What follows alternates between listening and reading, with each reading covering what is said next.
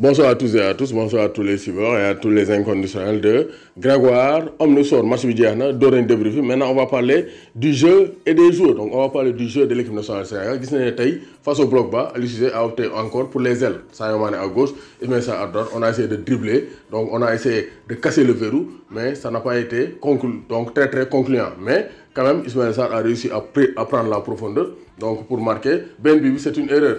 C'est une erreur. Papa Ndiaye aussi donne un parlement de jambes. Donc, enroule le bi, gardien bi, Fahasco. Donc, quand même, le Sénégal a essayé. Parce que Papa Ndiaye, c'est une solution face au bloc bas. Déclencher et tir en dehors de la surface de réparation. Donc, vraiment, c'est un très bon football à déployer. Donc, certains joueurs de l'équipe nationale sénégalaise, comme Papa Ndiaye, il a été exceptionnel aujourd'hui. Donc, la note des joueurs. Donc, note des joueurs, jour par jour, nous devons performance. Comme nous avons fait face au Maroc. Après le débrief, il faut noter les joueurs. Il a répondu présent, oui ou non. Edouard Mendy, donc il a été exceptionnel. Hein? Il a répondu présent. Deux occasions, Edouard Mendy, donc ce sont des occasions franches. Ben Koufran, Maman Baldé, Ben Mbek, 93e minute de jeu. Donc, Wadi Mbek, nous faisons des doubles Edouard Mendy Fahasco. Parce qu'il est concentré.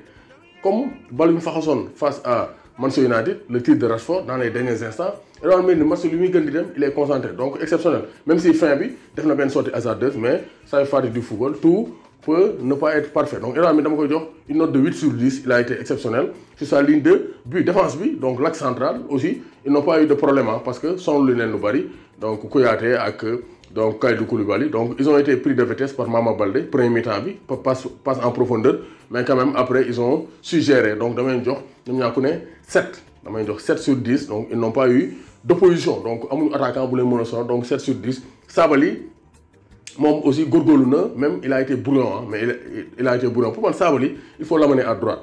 Vraiment, gauche, à chaque fois qu'il y répliquer dans l'axe, ça retarde le jeu. Donc je vais lui donner une note de 6 sur 10, Sabali. Il n'a pas été très exceptionnel, il n'a pas été très bon, donc il est dans le juste milieu, donc Sabali dama koy jox. Donc 6 sur 20, Moussa Wagué aussi, donc j'aime Gourgourlou, mais bu ngeen seetlu occasion Guinée yëpp ci côté droit Moussa Wagué bi la jaar. Parce que Moussa Wagué quand même, donc il est faible physiquement, ba pare Mama Baldé, c'est un joueur qui a donc du talent. C'est l'attaquant de Dijon, donc il a posé beaucoup de problèmes à Moussa Wagué. Mais offensivement, Moussa Wagué a proposé des solutions, il a des débordements et tout, même si techniquement, à la fin, ça n'a pas été exceptionnel parce qu'il manque de temps de jeu en club. Donc, compétition, mais Wagué, il football. Mais compétition, moi aussi, je une note de 6 sur 20. Donc, l'Azeroi, ce n'est pas le très haut niveau, hein, au niveau de l'équipe nationale. Mais TNF, il a bien géré, vraiment. Donc, c'est une surprise quand même. Nous avons Franck Kanté ou Moussa Fana, mais il a bien joué son rôle de sentinelle. Même si on a eu une action, parce que donc, sa grosse taille et tout, il y a un milieu terrain quand même, ça il faut le dire. Aliou Cissé, il a une surprise, il faut le savoir, ça le milieu terrain. Mais il a géré, donc je vais une note de 7 sur 20. Donc, milieu terrain, pas Badou Ndiaye, Krépin Diatta, je vais une note de 8 sur 10. Donc, nous avons exceptionnel là, pas Badou Ndiaye, au foot offensif, au moulin défensif, Krépin Diatta aussi. Donc, partout, généreux dans l'effort, très bon, précis dans les passes. Donc, nous avons 8 sur 10. Ismaïla Sarr, nous avons 7,5. Donc, Gourgoulna. Mais, déchets techniques, vraiment, moi, je Ismaïla Sarr. Il a beaucoup de déchets techniques. Le football aussi, Ismaïla Sarr, il doit diversifier son jeu. Excentré, à chaque fois, si vous le défenseur, soit on peut la dribbler. Donc, avec le point de vitesse, nous accélérons. Sinon, il réplique dans l'axe. Mais Ismaïla Sarr, lui, il réplique dans l'axe. Il fait après, deux avec pied gauche, mais il doit diversifier. Mais eux, ils ont une ligne dans le centre.